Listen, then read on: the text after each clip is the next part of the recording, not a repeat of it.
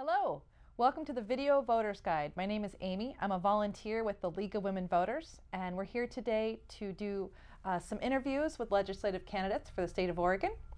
I have with me Roberta Phillip Robbins, and we're going to be asking her a few questions so you as voters can be more informed. So let's start with your background. What made you decide to run for this office? Sure. Well, thank you, Amy, for having me. I appreciate the opportunity to chat. When the seat opened up, I really thought long and hard about what I would want someone representing me from my district to embody. And I really wanted to believe that that person had a fire in their belly for social justice and saw inequity and had to act. And I wanted to believe that they understood what working families in our district really were going through, that folks are struggling to work to survive, to make ends meet. Forget thriving and owning a home and enjoying all of the rich benefits of life. That, I think, should be our goal for working families. And I realized the more I thought about, my husband and I talked about who that person should be, the more we realized that I needed to step up this time so that it should be me. Thank you. So tell us about the neighborhoods in your district and what might be some of the issues that those constituents are concerned about.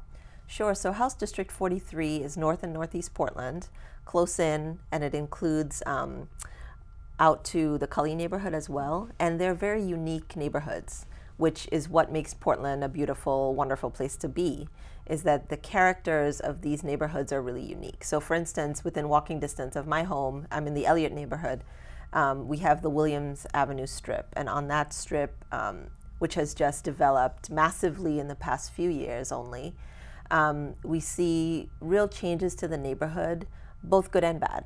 So lots of folks coming in from out of state. We know that Oregon is like the #1 place to move, and we have tons of new folks moving in monthly to our state, and probably a lot of them are ending up on Williams Avenue and in north and northeast Portland. So, we're learning that folks who are new to our area are coming in for some of the same reasons that people like me have moved here. Great quality of life, lots of natural beauty. You can enjoy the coast and the mountains all in the same day.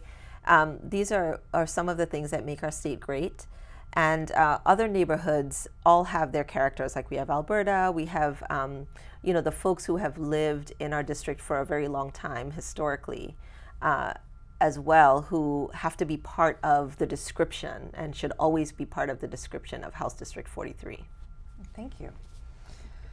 So I want to turn now to the Oregon Department of Environmental Quality. I know this has been in the press lately with some issues about air quality in Portland. Do you feel the legislator should give additional tools to this department? I do.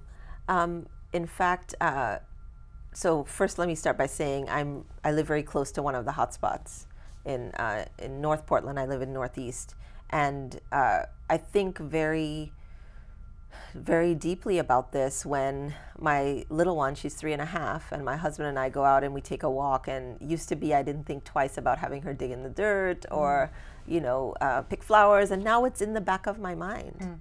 And that's not how it should be. And that's certainly not why people have moved here and have built lives over generations here, is because we feel as though this place should be clean and should allow for positive health outcomes and a full and healthy life. And back to your question about the state and DEQ, I believe that DEQ really didn't do its job as well as it should have for our communities, and that protecting public health should be a priority instead of just mandating certain levels of toxins. And we know that a lot of that is based on federal guidelines. So I recognize that although they were staying within the law per se, was that really the best way to protect public health? And I don't think it was.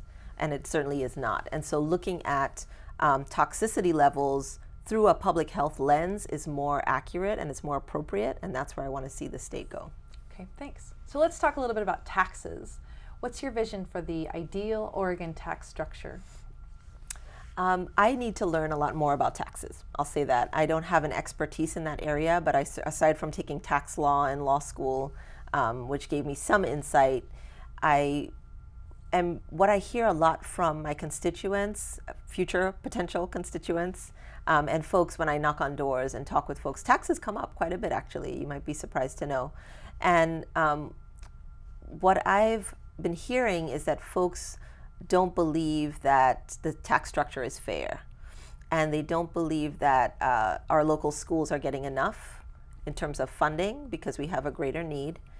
And one thing that comes up is corporate taxes.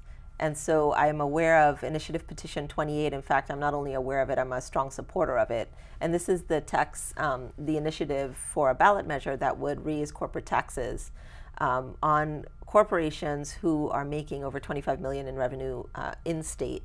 So corporations like Comcast and Walmart, for instance, would be in this. What I do know is right now, Oregon has the lowest corporate taxes in the nation. And even with this measure passing, we would still be the lowest on the West Coast.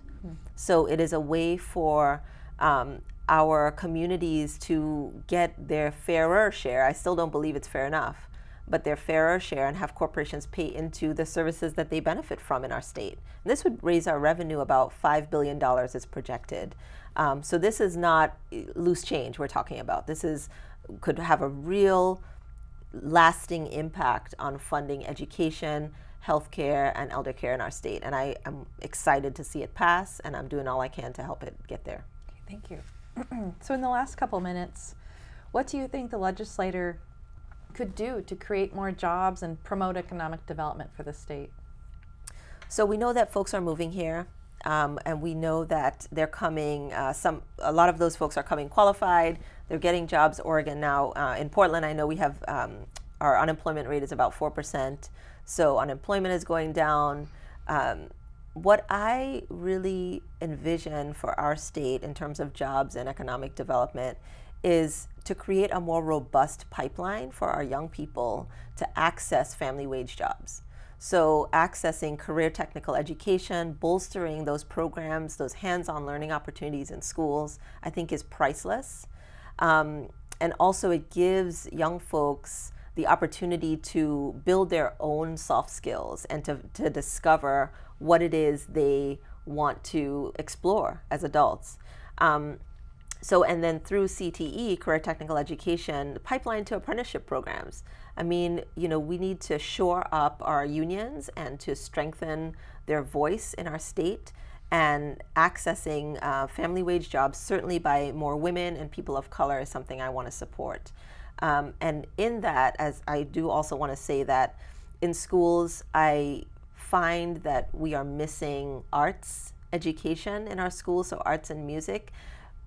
What a travesty for young people to not know if they have a passion or a talent for arts just because they've never had the opportunity to explore that. Where else should they explore it but schools? I really believe that our education system needs to be more well-rounded. Art was certainly a part of my upbringing, physical education, and we're trying to build and encourage well-rounded people, humans, members of our communities, not just like, readers or math whizzes and end there. I think we need to explore what it means to be a thriving human. Well, thank you, Roberta. And thank you for watching. Again, this is the Video Voters Guide. My name is Amy. I'm a volunteer with the League of Women Voters. Remember, the Oregon primary is on May 17th, and the final day to register to vote is April 26th. Thank you.